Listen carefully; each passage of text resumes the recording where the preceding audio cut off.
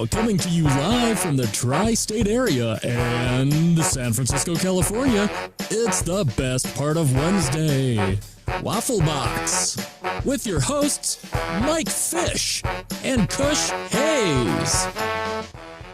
Welcome to Waffle Box, the podcast where we talk about anything, everything, and nothing all at the same time.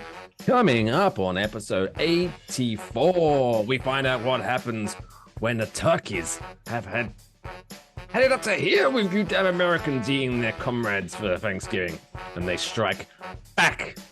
Batista continues to walk alone, but with other people in this week's movie review, and so much more. Mike Fish, and I am joined, as always, by the main man from San Fran, is Mr. Kush Hayes. Kush, how you doing, my man? What's good, y'all? Kush Hayes here, coming to you. What is this, episode like 84? 84. Holy cow. 84. It is the original Waffle Box. It is the best part of Wednesdays because you, the Serb Squad, accept no substitutions. And I cannot wait to get this started. Mike Fish, this is my favorite part of the week. Thank you for having me a part of the last 83 episodes. Plus tonight, I can't wait to get into this review for M. Night Shyamalan newest movie. And I think you got a chalk slate for us tonight, man. Another packed show. A block. If there was a block, this would be a chock of the, I don't know how I don't understand the chock a block. That's all right. Saying, but there we go. How was your weekend? Your non-New York Football Giants weekend? Oh, it was a mixed bag because it was her birthday weekend. So we went out into the city, as the cool kids. Well, we actually didn't. I mean, technically, if you say the city, people think Manhattan. We didn't go to Manhattan. We're far too old for that. We went to Brooklyn and we went around there. Had some pizza, drank some drinks. Slept over at the sister-in-law's house. It's quite nice. And then on Monday we treated ourselves. We wanted to be zen, so we went to a local massage parlor and had a couple of massages, which was very nice. But there was an awkward point in the massage, right? So I don't know if you've ever been to a Thai massage. Now, before I divulge, there was no happy ending in this. Get your minds out the gutters, you filthy people. But at some point during the massage, lots of Vietnamese shops, anyways. So you obviously anyone's had a massage, you start in just your underbucks, right? You're just laying there in your underoos, and so this woman comes in. She's like, she knocks. Are you ready? Like, yeah, I'm ready. And so they come in and then they take a towel, place it all over me, cover me from head to toe in this towel, and then start doing like a massagey thing, right? And then they work the top half. So what she does is she removes the towel and tucks it into my underwear, right? Oh, okay. That's interesting. That's a new one. To get it, because they also massage your butt cheeks a bit, right? So she pulls down my underwear a little bit, but I can feel there is some cleavage showing, let's just say that. To which I'm already uncomfortable because I'm like, I should have shaved, but that's neither here nor there. So anyway, she's doing her thing. She's working. It feels very nice. It's like, oh, she's very good. And she's like working my shoulders. I'm a bit tense, so sometimes it's hurting, but whatever, you got to work through the pain. So she completes the top half. Now she's moving to the leg portion of the massage.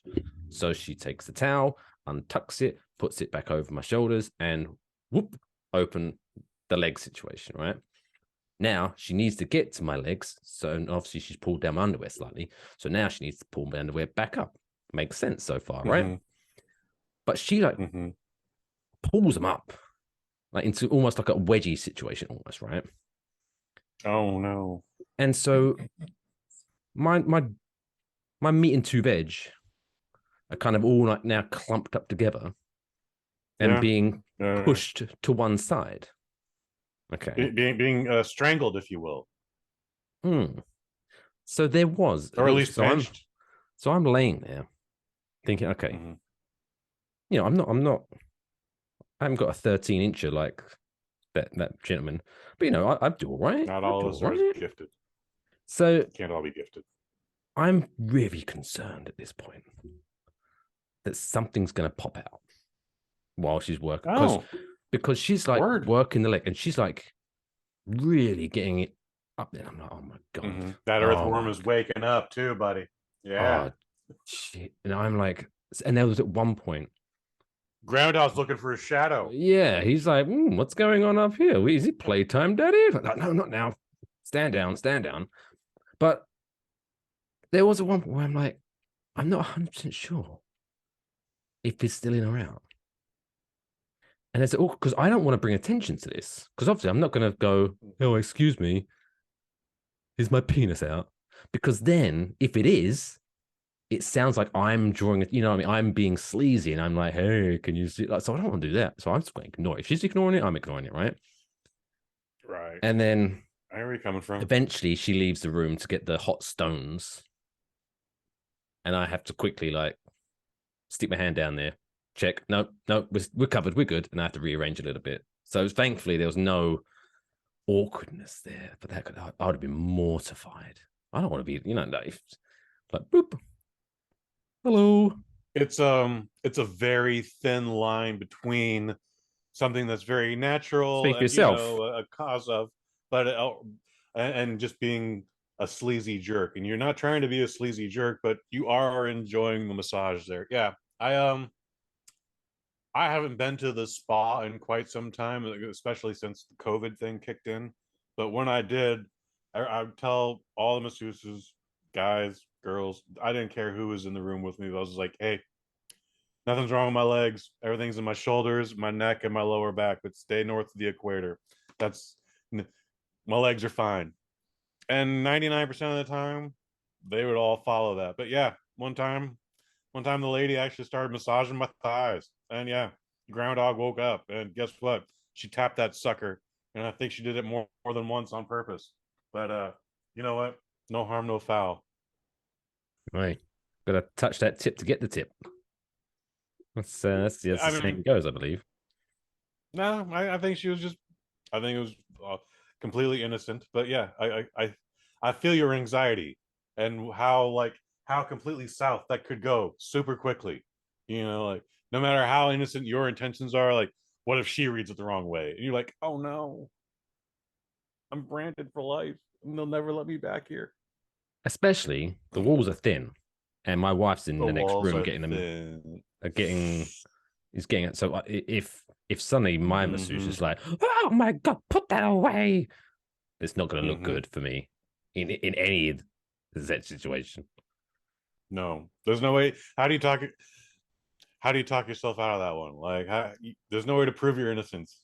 As innocent as you might be, like, wife is immediately gonna think this sleazy motherfucker, right, one wall away. This motherfucker right over here. So next, I've got these new boxer shorts now. They're like kind of like MMA fighter shorts. Yeah, like and they have like a long leg, so everything's tight. So there's no escaping that. So I think I'll have to go with them next time. Yeah, those shorts absolutely complement the package and the buttocks.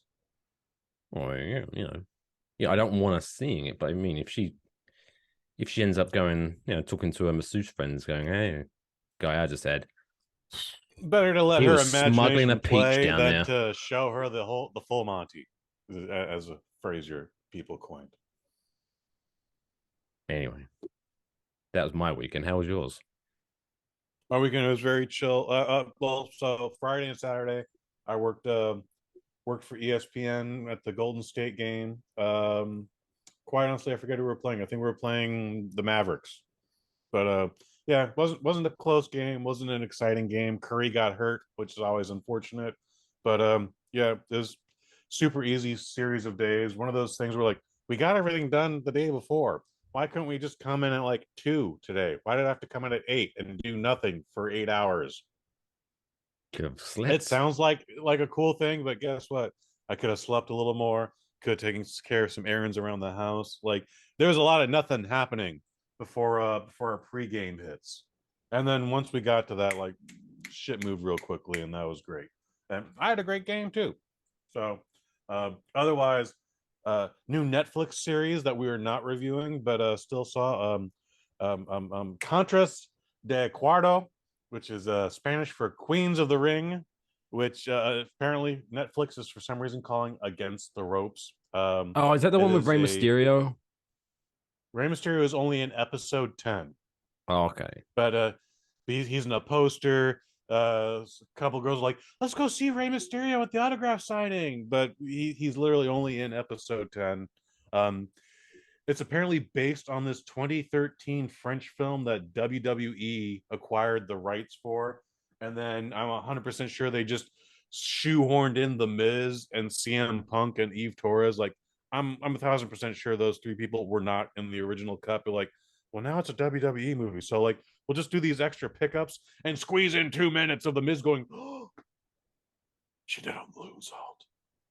Oh, CM Punk is like, whoa, that hip toss was amazing. Eve Torres is like, I want to be strong like these women in en français. I still haven't seen the movie, but now I would like to see the movie. The TV series, it's cute. It's not better than Glow, but I really, really, really enjoyed the ending. And it's what's funny about it is it's more lucha libre than real life lucha libre. Like there's like, how do I explain that? Like the main character has to literally hide her appearance as a luchador. She, like her mom don't know, her daughter don't know, her ex-husband don't know. Like it's a big deal. It's some fun superhero. Like, oh no, I have to be in two places at the same time. How am I going to do that? What so it's like a female Nacho Libre. I hate Nacho Libre, so I refuse to acknowledge that comment. However, Nacho Libre is great. Nacho Libre is a fine children's movie for 12 years olds, and I'm not going to dispute that. But no, this is a fine series. I enjoyed all 10 hours of it. Looking forward to a season 2, which I hope they do, but to be determined. Do you know what I think is a very Apple Plus TV. Oh, what's going on the A plus? I don't know what this fucking thing's called now, but they've got some very good shows on there at the moment. They've got this they got Shrinking with Jason Segel and Harrison Ford. Very good, very good. And what is and Loot with Maya Rudolph, new Eminem spokesperson. Oh, and others. Ron Funches is in it. It's about like a millionaire who gets divorced, and so she's like being a philanthropist and works for charity. But it's very funny. It's very funny. So yeah, check if you got Apple Plus TV plus extra plus. Check those out. Loot and Shrinking, very good. Harrison Ford in a comedy TV show. It's very strange at first, but he's very good. He's a very good actor. That's no surprise. Sounds like he's enjoying his later years in life. He's just like, let's just do this. Let's just have fun. Speaking of Maya Rudolph, and we posed this question in the episode. We talked about her taking over as the Eminem spokesperson. The movie I saw this week, which we'll be reviewing tonight, Knock at the Cabin, no Eminem's trailer. That thing is like a minute and a half long. Has been playing for the last 4 or 5 years. Gone. Now gone. Was Maya there? Was Maya there to get some snacks? No Eminem's commercial period. Wow. Because they're too woke, man. Or some shit like that. Or some shit like that. Too woke for AMC. Anyway. Ooh, AMC. That could be a whole episode on its own. But yeah, man. Let's get into the show. Let's get into the show, baby. Got a couple of fun little stories for you. Do you remember several weeks ago. I can't remember which episode it was when we talked about several weeks ago. The two snakes in Australia being found making sweet love behind the microwave. Sweet love. Yeah. Well, radioactive love. We have another story about snake coming up a peculiar place. Also in Australia. No. Shock. Now, Australia, what's wrong with you? I would argue that this situation is a million times worse than finding two snakes bumping uglies behind your microwave. So these snake catchers, Drew Godfrey and his wife, Katie Airy. Different last names. What's up with that? Why? Oh, yeah, anyway, responded. They have a lot of fun cosplaying. Yeah. Oh, you've come to take my snake away?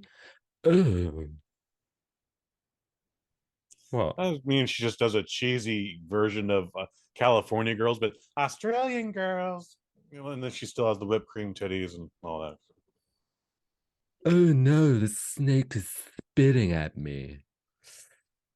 Anyway.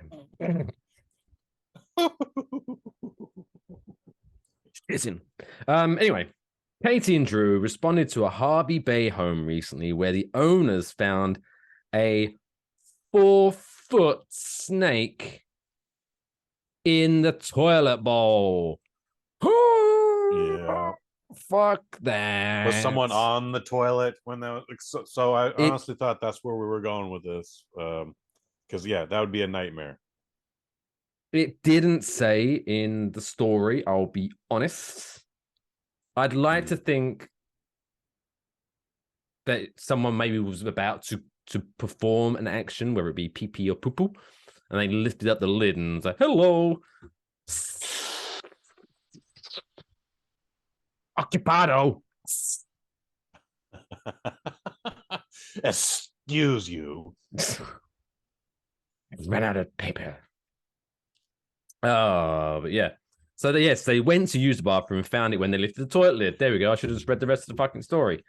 But yes, it's a 4-foot common tree snake.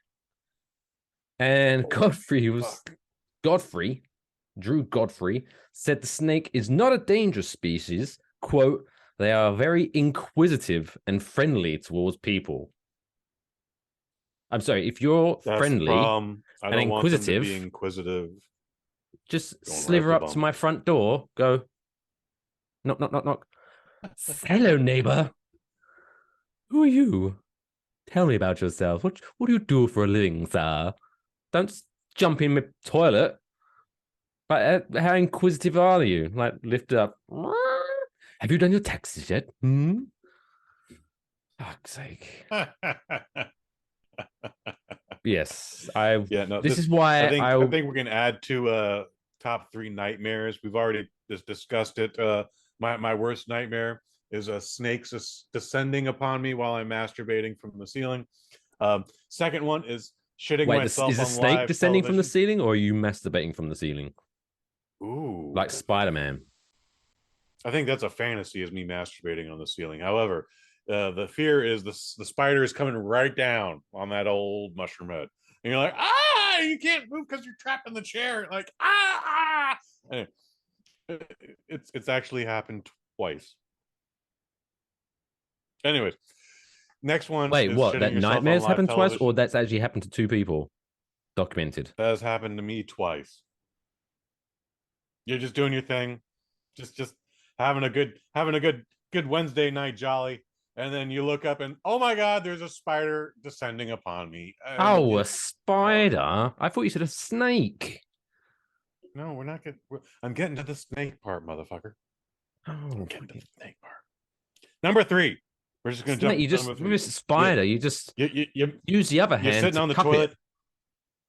No. You can't risk losing it. The spider and the. Anyway, what was that next one? I do a whole thing where I just fall out of just force myself out of the chair and just fall on the floor like a paraplegic. But number 2 is shitting yourself on live television. That's an actual problem I might have in the future. It could happen. It's definitely a threat. Once upon a time, my belt snapped And I was like, oh my God, I'm so glad I was able to perform my duty and keep my pants up at my waist at the same time. That would have been ugly. Anyway, number 3. Yeah, you're sitting down on the toilet, you're minding your own business, and then all of a sudden, yep, there you go. Old Snake just pops right up and then hits the North Star. What think about it. I reckon there might be some Inquisitive people Snake into that. Like, what's that just hit me in the head? What? Because they got that. There's a portal up there. That little tickly tongue. Some people might go, ooh, did I accidentally put the bidet on? They might have no idea. We have a bidet, so yes, that is still. And now I've ruined it for you, because next time you use the bidet, you'll be like, "Fuck, is that Snake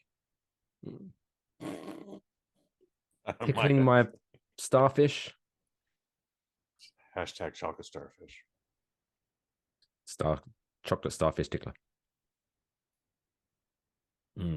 Maybe that could be a rare breed of snake. Oh, crikey! This is your common 3-foot starfish tickler. The starfish tickler. And it would be appropriate that it speaks with a lisp. Oh, hello. Don't forget to wipe. Just doing you a service. Anyway, so that's that. This is why I'd never go to Australia. If anyone's from Australia is watching or listening, it's a beautiful country. It looks amazing. I love kangaroos. They're awesome. But fuck snakes. No. Like the worst I get is little garden snakes or grass snakes. Australia could be a really cool continent, but for some reason, 75% of it is uninhabitable still. Y'all colonized it 300 years ago, and you haven't fucking figured out the rest of the continent yet.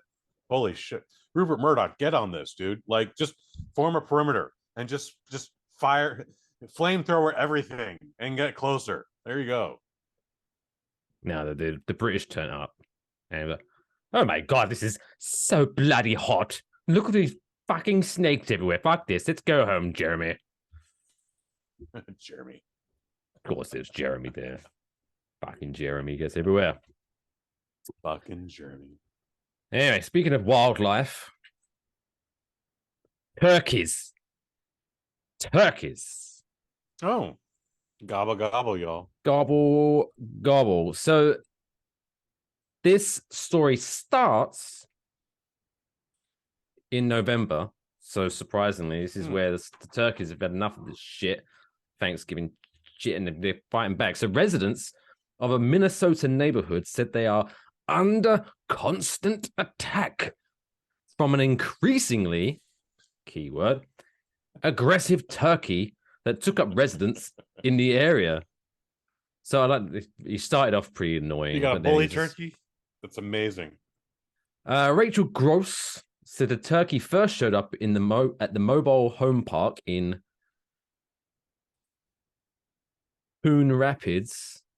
Why do you name your town Coon Rapids? Fuck me. Oh, because they had raccoons there. Like, yes, let's go with that. Thank God. Yeah. Crazy mobile home park racist motherfuckers.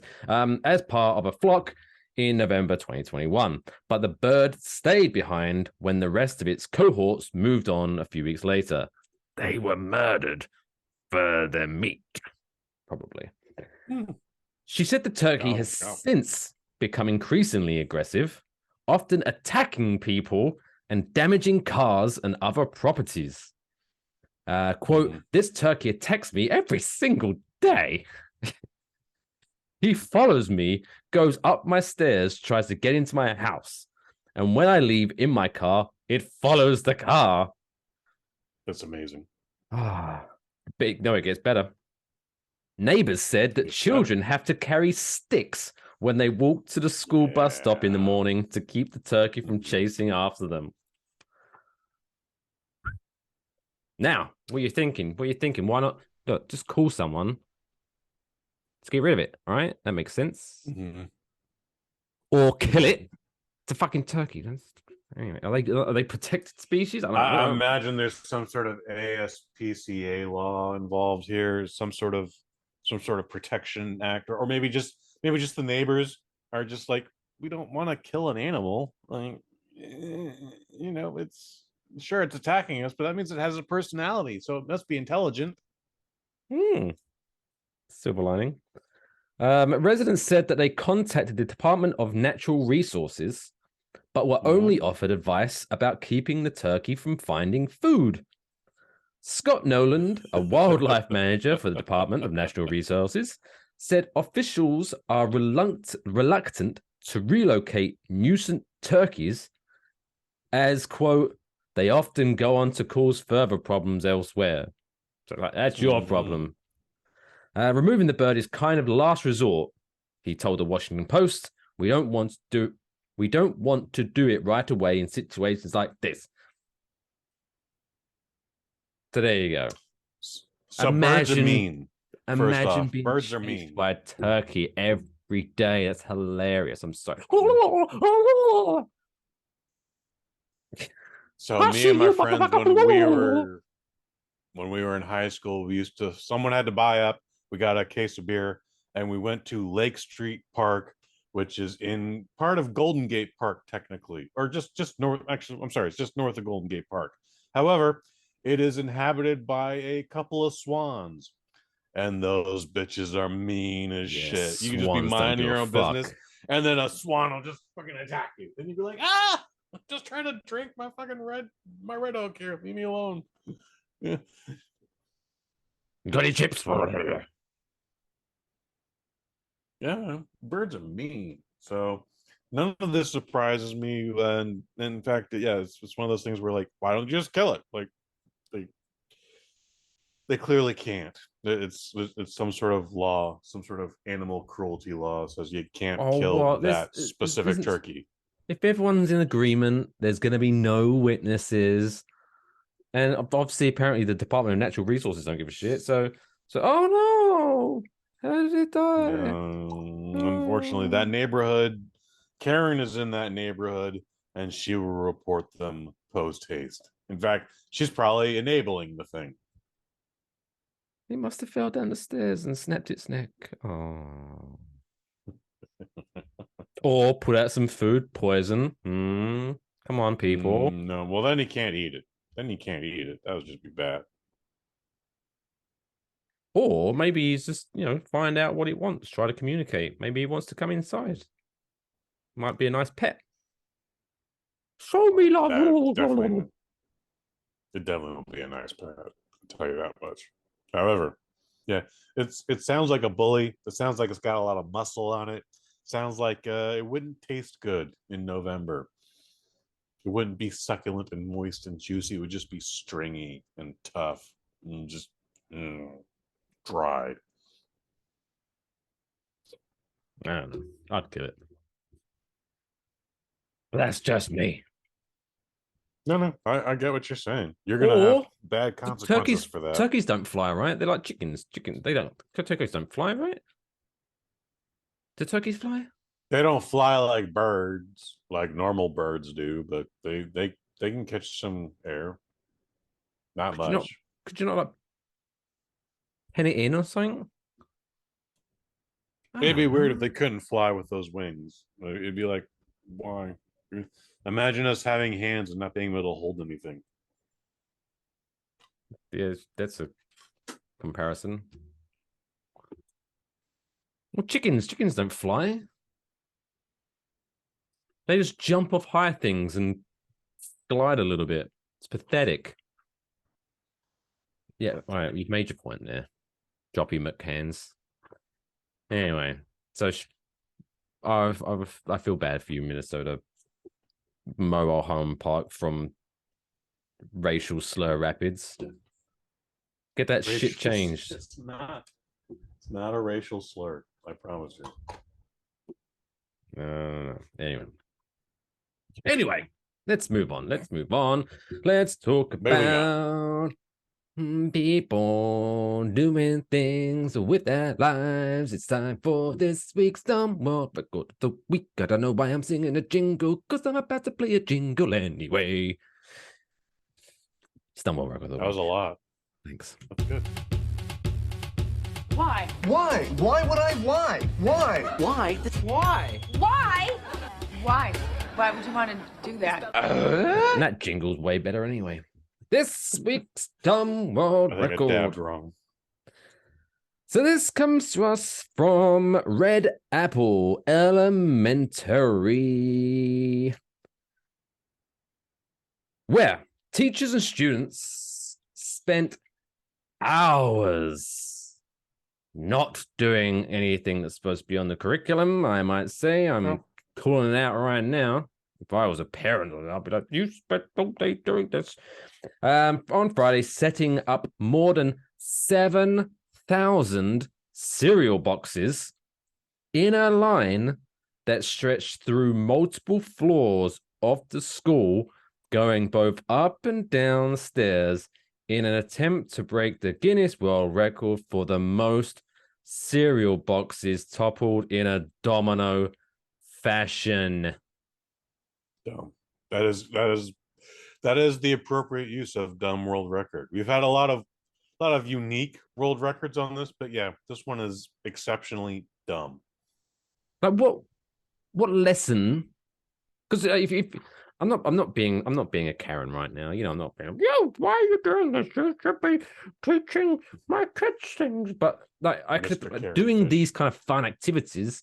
It's great, but normally there's kind of a moral to the story, so this is how gravity works, or something. I don't know, science lesson involved. But what this is something a teacher thought up and was like, I really want to do this, but I can't afford to buy 7,000 cereal boxes.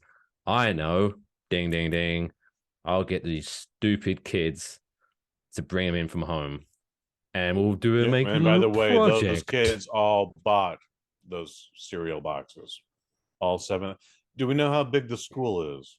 How many students are in? About 7,000 cereal boxes long. I don't know. All right, fair enough. You don't know. That's not. I don't know. That was a very facetious answer. It was facetious. I'm wondering if it would have been cheaper to actually get 7,000 dominoes in this play, because cereal is a nightmare these days.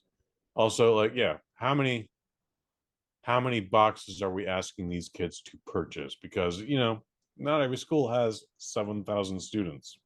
In fact, I would say most schools don't have 7,000 students. So it's safe to say that each student was requested to buy more than one.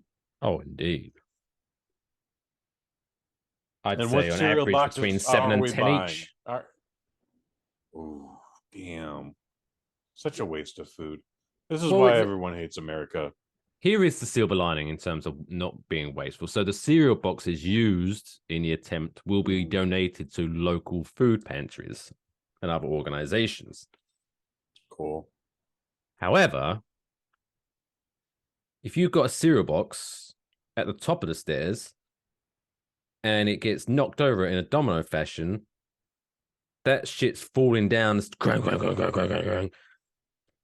by the time I go to the food pantry and pick up this cornflakes or other cereals are available, and you open that shit up, it's all crumbs. Why is this all smashed up? That's the one dominoes. thing I'm not worried about. Yeah, that's it. For this one exercise, even if we had to do it 5 times, like you're not sending those boxes full of dust. That's no. That I refuse to believe. So, but yeah, this is a lot of money and time that was imposed upon the public, wasted. Let's be honest. On the public. Now, if it feeds the homeless, this was a waste of time. Was there one specific brand? Or was just bring any old cereal in? Everything is special. It just said cereal boxes, so just said cereal boxes. Damn.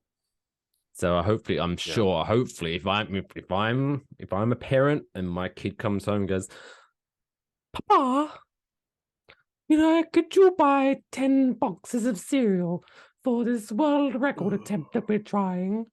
I am going to the store and buying the cheapest, like, own brand shits. I'm like, the problem is you have to buy it in a box, so it'll still just be slightly more expensive than the bag of cereal. Wait, they sell the loose bag of cereal is cereal? Apple O's.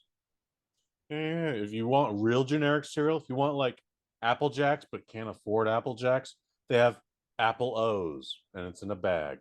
It's interesting. It's in the same form of a giant Dorito party-sized Doritos bag, but it's a bag as opposed to a box. And if you want to, you can just pour that bag into a box of Apple Jacks, and then your kids won't know that they're eating generic cereal because kids are stupid.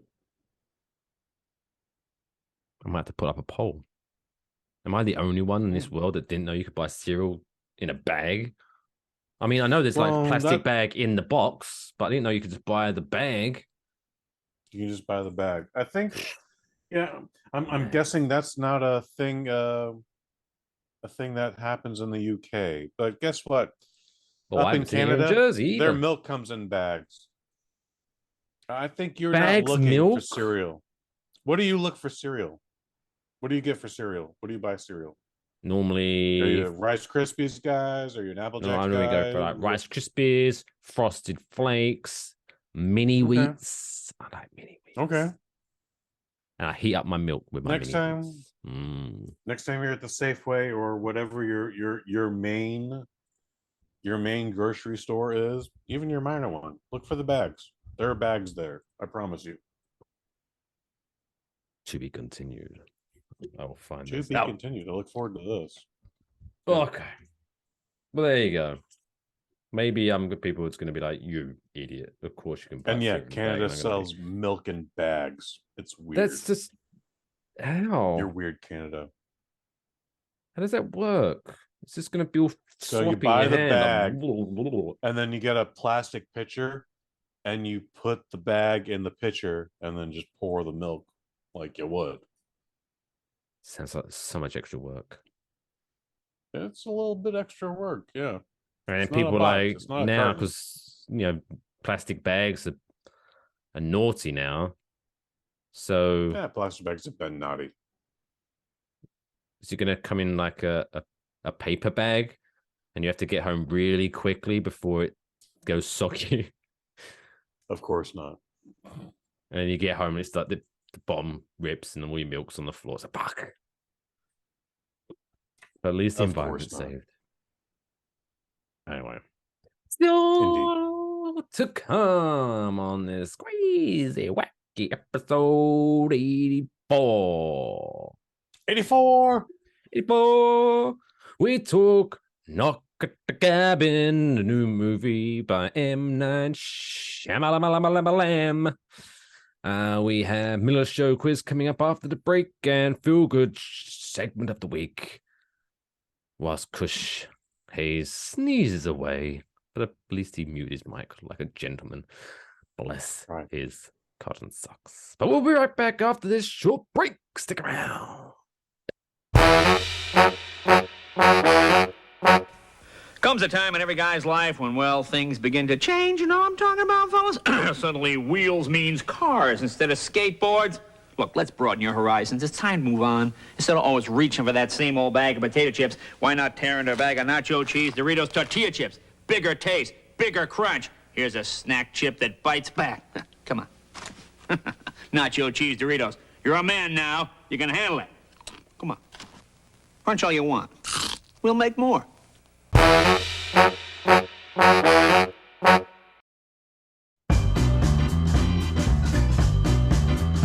It's now time for the middle of the show quiz. Hey, welcome back to Waffle episode 84. Still to come, we are talking M. Night Shyamalan's new movie, Knock at the Cabin, and of course we've got the feel-good story of the week. But it is the middle of the show, so it's a great time to have middle of the show quiz. And since we are taking knock in the cabin, this week's quiz is themed around the greatest professional wrestler of all time, the greatest actor of all time. My God, he should get all the Oscars. Mr. Dave Batista. Dun, dun, dun, dun, dun, dun. I walk for miles inside this bed of danger. Dun, dun, dun, dun, dun, dun. I swallow down 1,000 years of anger. I walk with 4. Oh. Yes, if you don't know, now you know. Dave Batista is the greatest professional wrestler of all time. Love him. Come on the show. This is the middle of the show quiz, so I'm going to ask Kush 5 questions themed around Dave Batista. Oh, my throat's still scratchy now. That's what I get for trying to sing saliva. I got excited. 5 questions, enough to the name of the game. He's filmed to get at least 3 out of the 5. If not a clean sweep, 5 out of 5. If he gets question correct, he hears this noise, which makes him happy. However, if he gets a question wrong, he hears this noise, which makes him sad. So sad. Spoiler, I did warn Kush Hayes ahead of time that this would probably be a Dave Batista themed quiz, and he said, and I quote, I will fucking nail. They didn't actually say that word for word, but he's just basically, he was very confident on his Dave Batista knowledge. So we shall see. Are you ready? Question 1. Melina Perez. Oh. I'm sick of all these people talking out their hair. I never understood a damn thing that they say. I'm walking alone. Anyway, question number 1.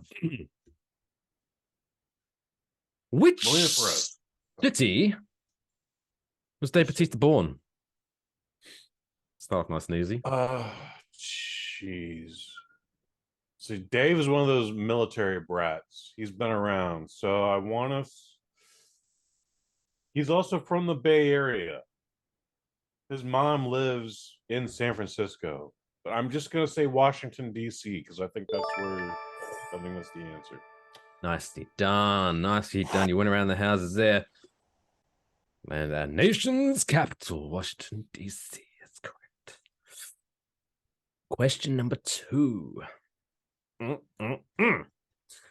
Mr. Batista was sentenced to 1 year probation after being fired from which job following a skirmish? Some fisticuffs. Oh, shit. I'm going to guess he was a bouncer at a nightclub. Oh, shit, son. So that was just a guess. This could have been like, yeah, man, he had a really bad day at Starbucks. Imagine him being a Batista the barista. Batista put the that barista. On a shirt. Fuck. Gimmicks we didn't get to see. That would have been great. Better than Deacon Batista. That's a deep cut. It's just for like the cappuccino when they have to froth the milk. They just give him 2 jugs of milk and he's just like shaking the shit out of it. Yes, son. Thanks, Dave. Question number 3. Which company did Dave Batista try out for, only to be told that he would never make it in the wrestling business?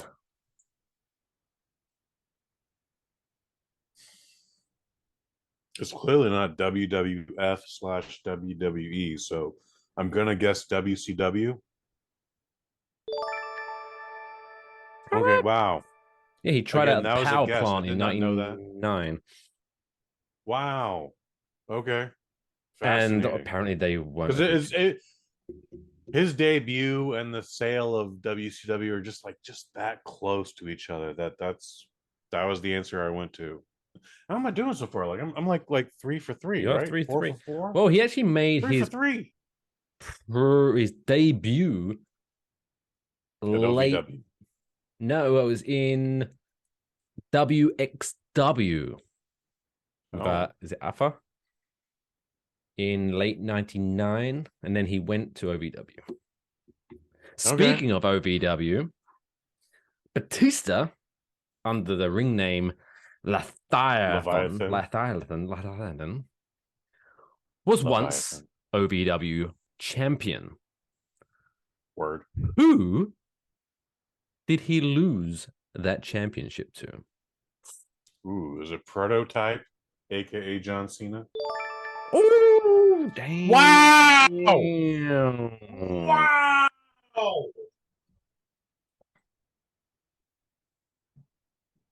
I was sure you wouldn't be able to see that, but okay, you got it right. Did you even guess I was gonna say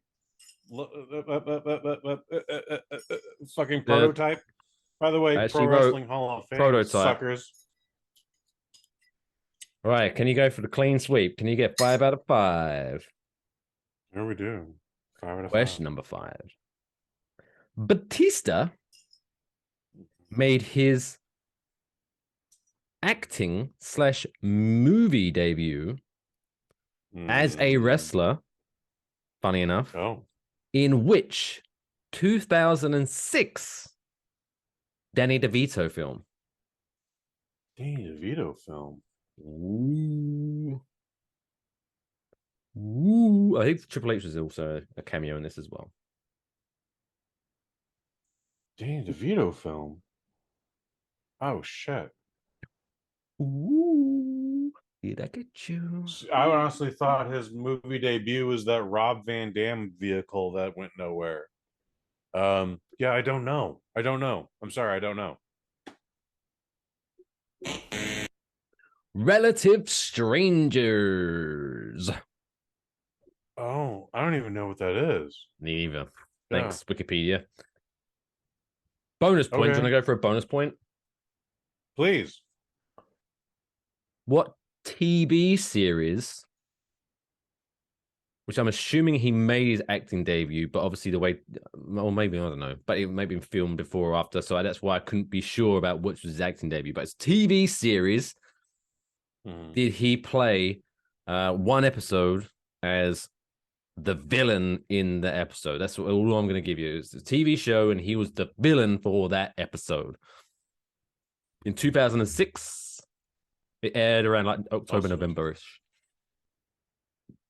You can't tell me who was in the show. Like it's not without not an episode making of it Friends. obvious. Yeah, I don't know any networks. I mean, could be the Big Bang Theory. I'm just gonna say the Big Bang Theory. I don't know. 2006. Yes, because commonly, Kush, Big Bang Theory, each episode revolves around a villain for that, and the gang defeats them. Power Rangers? No, Smallville. He was actually in an episode of Smallville. Oh, yeah. You in Smallville? Yeah, one episode. Wow. One episode. Season 3, episode 8, I think, or episode 10. Season 3. Okay, so I was definitely watching Smallville in season 3. That's fascinating. I had no idea. I know there's an episode where Kane showed up on Smallville, and that shit was dumb. It wasn't Kane's fault. That shit was dumb. Wasn't Smallville on the CW? Which I think at that time SmackDown was on the CW as well. So maybe there was that kind of. So CW SmackDown was on UPN, Smallville was on WB. Then the two networks merged into the CW. Yeah. And then like that's when Kane showed up. But okay, wow. Who was he in Smallville? Oh, I don't know what the character's Not that I would remember all these years ago. It was a one-off thing. That's fair. He's probably Smallville. What a show! Biker bouncer. Smallville was great. It should have ended after season 5.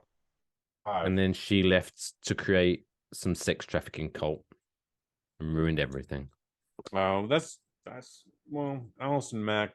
We don't have to talk about that tonight. But yeah, that sucks too. She was the best character, honestly. Well, it definitely wasn't Superman for sure in that one. Oh, anyway, by the way, you win. Congratulations on winning the Middle Show quiz. Yeah, that doesn't happen too much these days, dude. Like I got 4 out of 5, 4 out of 6.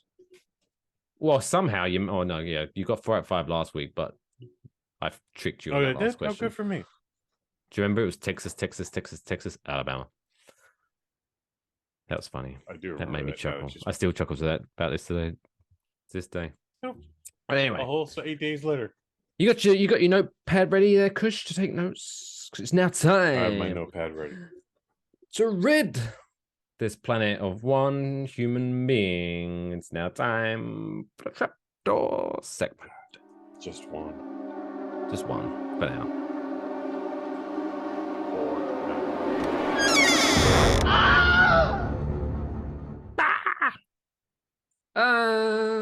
Trapdoor segment. As always, I give Kush 4 celebrity names, and he has to choose one to send down a trapdoor and out of existence and free up a little bit of extra oxygen for us Earth Riders. We work our way through the alphabet, and this week we've stumbled across the awkward letter known as Q. Wow. So, Kush gets to eliminate one, but as always, he must show his working. Once this episode released, I might actually create a poll and do like the people's choice.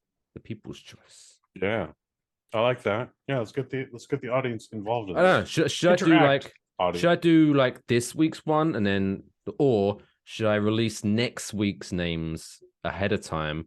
So then you choose one, and then we go, whoa, and then the people agreed with you, or the people disagreed with you. I would definitely get the people's opinion after me. Oh, look at you. Was I right? Was I wrong? I don't know. That was very... Most times I'm going to be wrong, but let's do that. Get their opinion after mine. My one's the most important one. Bloody peasants. It usually is. It should be. Anyway. This week's 4 names. It all begin with Q. We have Queen Latifah, known for being an icon in the music industry, and you know what? A damn fine actress. She's pretty good in everything. She's getting good. She's getting better. She's getting better. She had 20 years to do it. Ooh, a bit of shade there. Okay. Next up, Mr. Quincy Jones. Legendary music and music producer. We ain't got no Quincy. Tell you that much.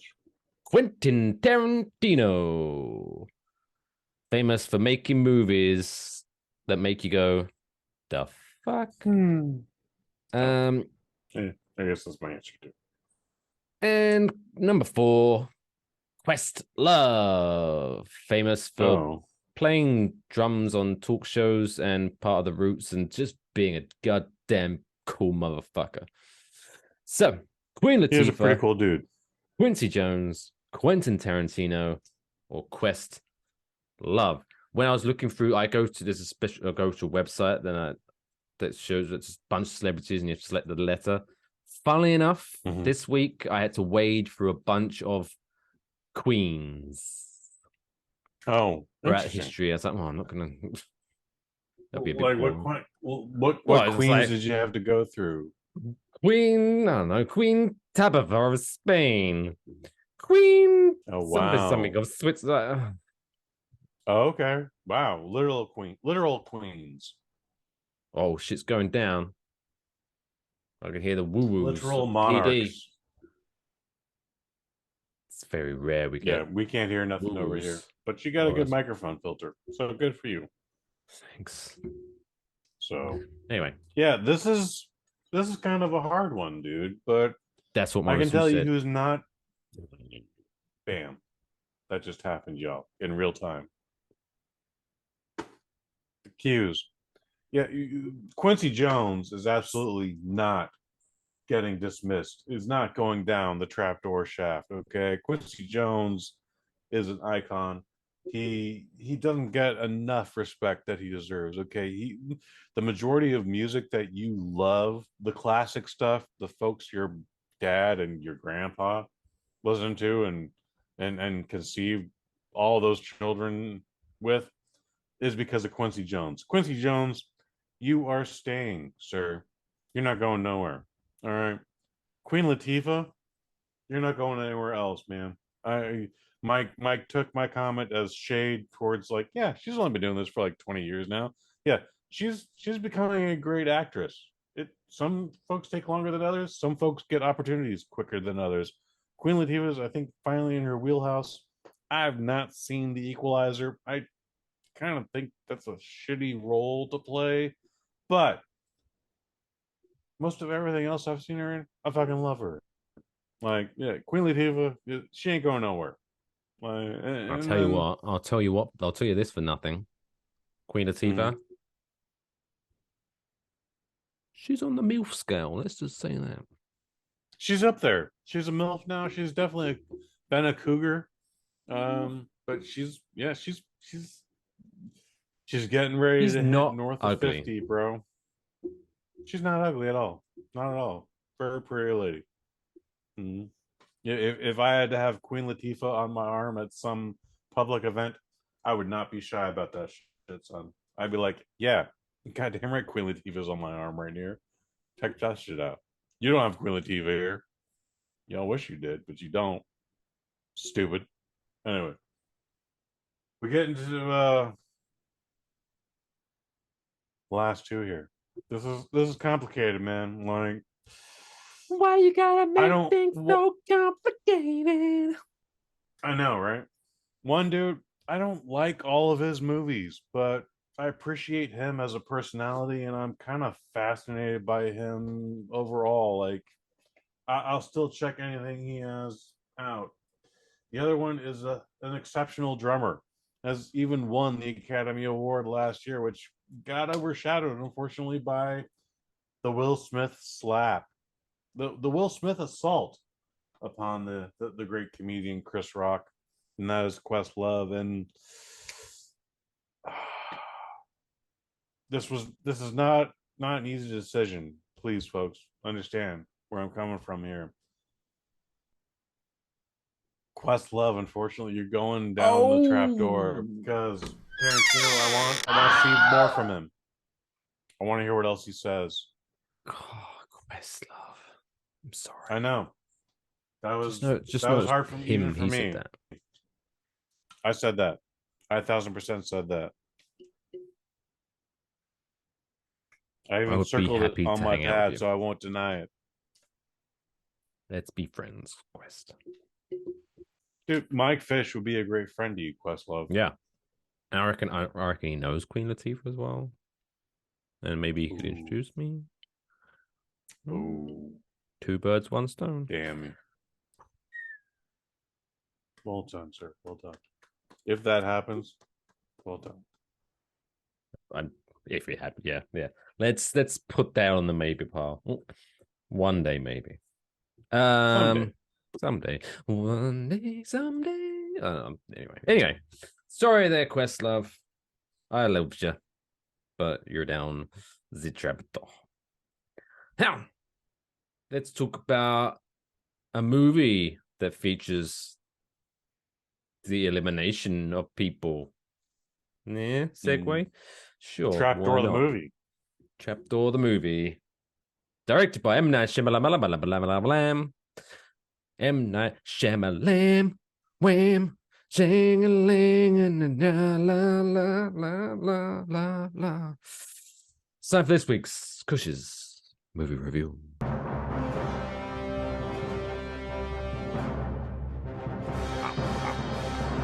Kush's movie review.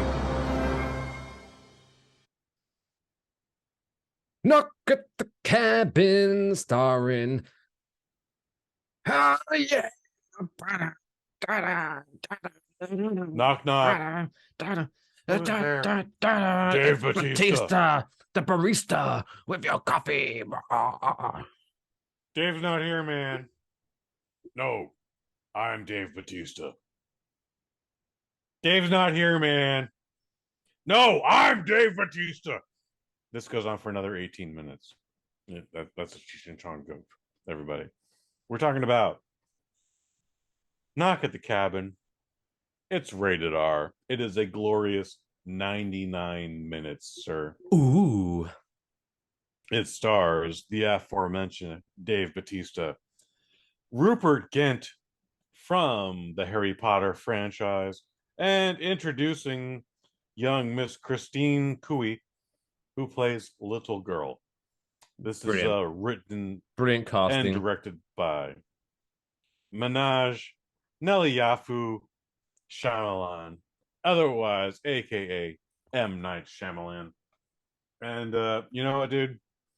I had high hopes going into this. Like this, I didn't think it was gonna be the best movie of the year. It's still not, but I was not disappointed whatsoever. Like this is a fantastic movie, dude. And thankfully, again, it's only 99 minutes long. It's a very simple premise. There's a family out in the middle of nowhere, and this big hulking brute knocks on the door, and he couldn't be more polite than ever. In fact, he's only polite throughout the entire movie. Only polite. At no point does he ever lose his temper, which only makes him more terrifying. I am talking about Dave Batista. This is by far the best thing he's ever acted in. By far the best thing he's ever acted in. Yeah, man. Like Guardians of the Galaxy, he's funny in. And, you know, James Bond, all right, he looked like a hulking piece of meat. But this, like, he's got range here. Like, this is the guy who should be able to just murder everybody. He's like, I really, not only do I not want to be here, but I don't want to be having this conversation with you. And but we are, because we are, you need to understand some things. And like you're just like, oh my god, this guy is terrifying.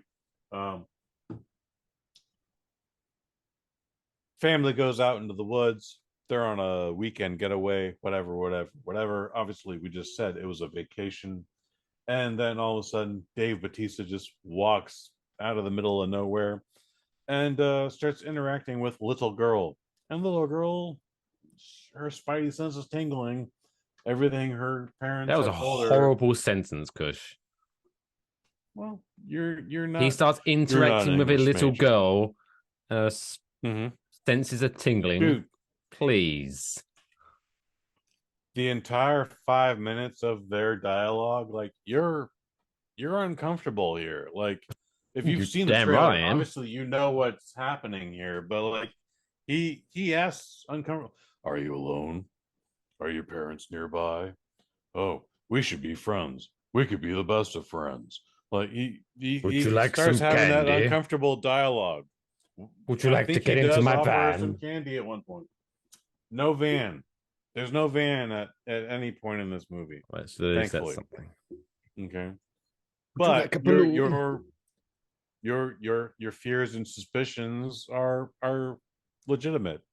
Not unique at all, man. Like the entire first 5 minutes of this movie, you're just like, oh no, Dave, this isn't a good look, man. What are you doing here? You know, again, even if you've seen the trailer, you're like, this is uncomfortable dialogue. This can't go anywhere positive.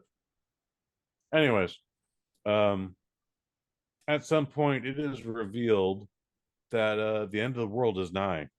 And this one family, for whatever reason, in this cabin, which is never identified why these map coordinates are so imperative, what this family is about.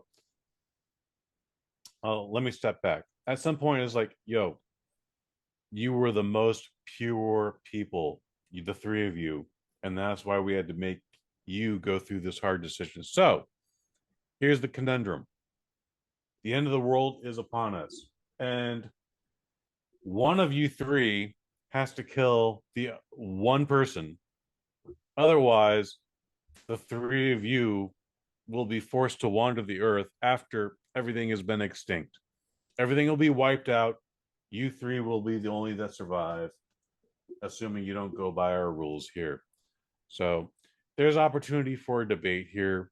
At times we could explore more, but again, it's thankfully only 99 minutes, so we don't go too deep into who these people are. We get some breadcrumbs, but not many. And quite frankly, man, like it's okay. We don't need all that information. We understand who they are as basic people. Dave Batista is a second grade basketball coach.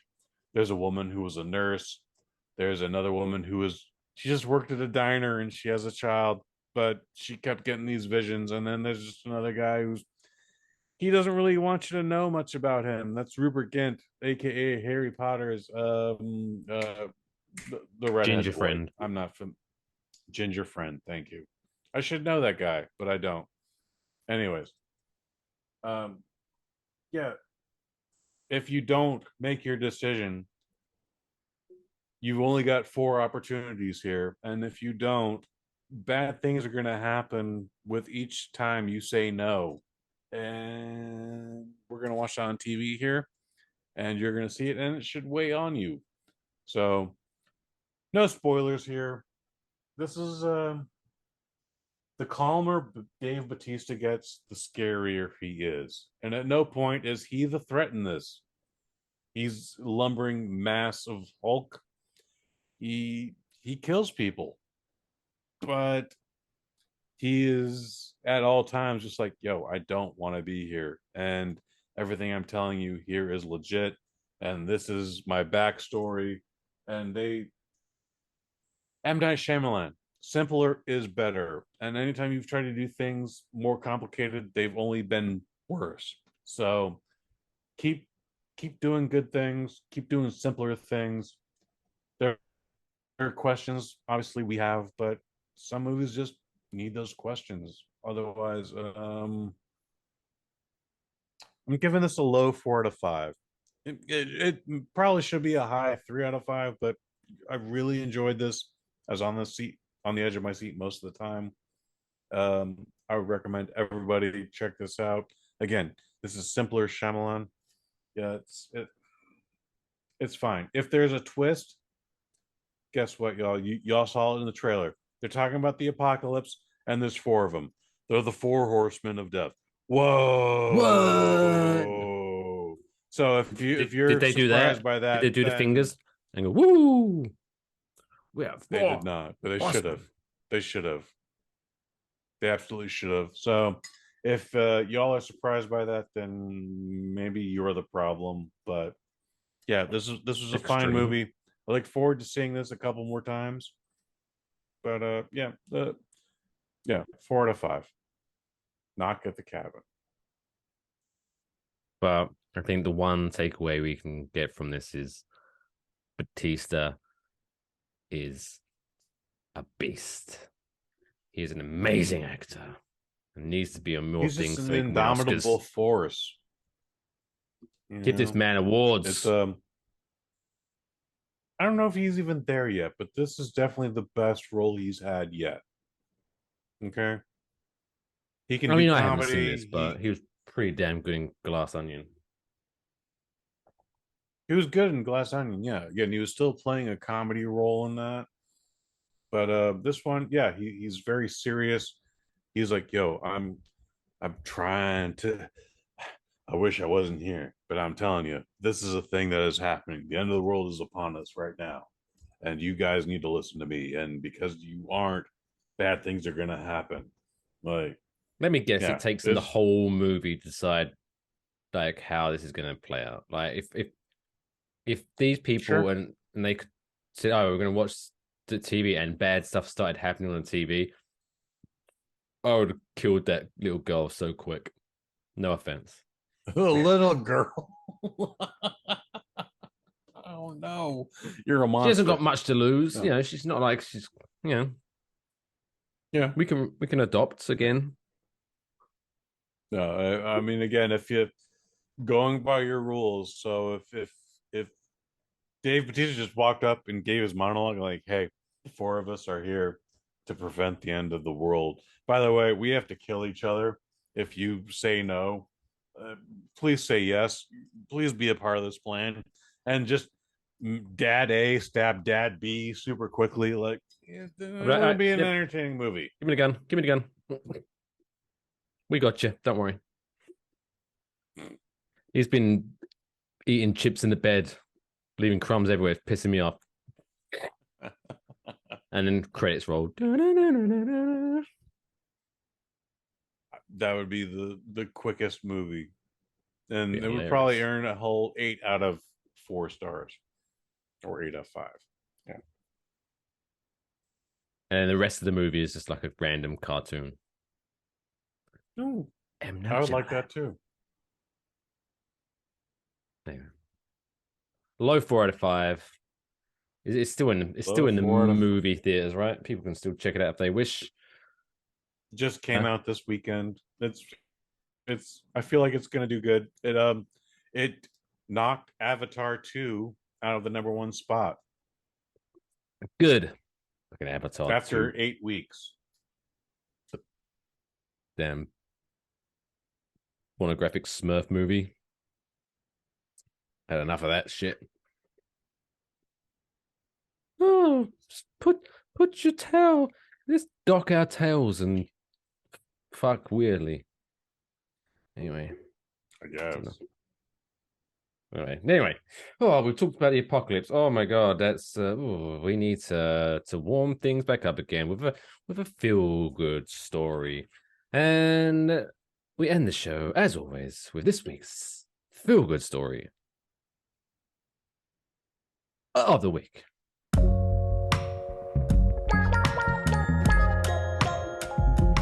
That's the coolest fucking story I've ever heard in my entire life. That's insane. Can I hear it again? Now, a couple of weeks ago, we highlighted a feel-good story about a fella that would once a month go to a pharmacy and leave $100 to basically help pay for people that couldn't afford their medicine. We have a similar story, actually, this week, but this week comes from Washington, D.C., birthplace of Dave Batista. Hard walk for miles. Everything is secular. Of danger. It's all secular. Yes, but this time, rather than medicine, it's ice cream, which is nice. So after one of Charles Foreman's regular customers, Nicole, saw Foreman give a free scoop of ice cream to a child who didn't have any money, she came back with an envelope containing $100, enough to pay for 28 scoops. Let's do the math real quick. 100 divided by 28. Why is each scoop $3.57? That's just weird. Anyway.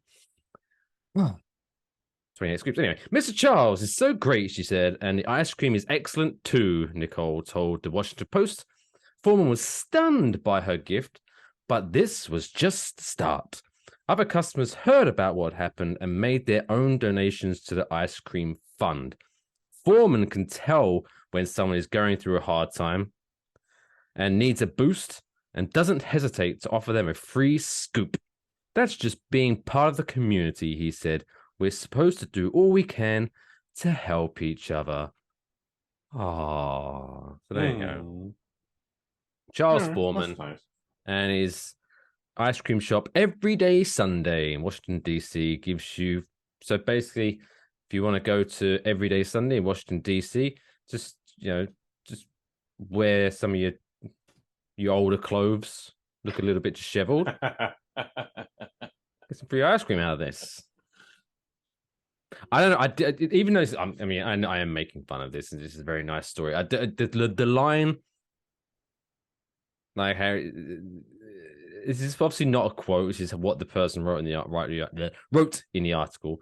But it says that Harry can tell when someone's going through a hard time. I don't know. That just because see, this is where it strikes a nerve, right? One time I was working in New York City. Right. Oh. I was working for a tech company. That's all I'll say. I'm not going to give any more information about that. So, obviously, tech company. So, this was basically my kind of uniform. I'd walk chinos, maybe it's hoodie, sneakers, whatever. So one time, but where we were located is it was kind of like a fancy pantsy place. There was lots of people. There was like a major record label, that's all I'll give, also in the same building. So there's lots of people in fancy pantsy suits, some celebrities going in and out every now and again. And here I am with a fucking beanie and a hoodie and whatever. So one time I go outside for a cigarette break and I go all the way down from the 14th floor, step outside, and then realize, fuck. It was a nice day out, so I didn't put my jacket on, but my lighter is in my jacket. I haven't got my... this is so annoying. So I did it. By the way, it takes like 5 minutes to go up that fucking shaft, right? Exactly. Shaft. So I did I played the... Okay, let's rather than going straight back up, I'll hover for like a minute or two. Surely someone will walk past smoking a cigarette, and I'll say, "Excuse me, could I borrow your lighter real quick? I've left mine upstairs."